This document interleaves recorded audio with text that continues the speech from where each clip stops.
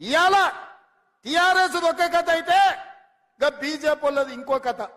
సన్నాయుడెంబడి కొమ్మోడెంబడి సన్నాయుడు పడ్డట్టు BJP BRS ఒక్కడే కూర్చున్నారు. ఇవాళ చీకట్లో ఒప్పందం, పొద్దుటి పూట ఈయనతో మాట్లాడతారు, రాత్రి పూట వాళ్ళతో మాట్లాడుకుంటారు. ఇవాళ బీజేపీ వాళ్ళు కూడా ఓట్లు అడుగుతారు. నరేంద్ర మోడీ పాలమూరు జిల్లాకు వచ్చి వారు మాట ఇచ్చిండ్రు 2014లోనే పాలమూరు రంగారెడ్డి ఎత్తిపోతల పథకాన్ని జాతీయ ప్రాజెక్టు చేస్తా, నా బాధ్యత అని మహబూబ్ నగర్ గడ్డ మీద నరేంద్ర మోడీ గారు మాట్లాడిండ్రు.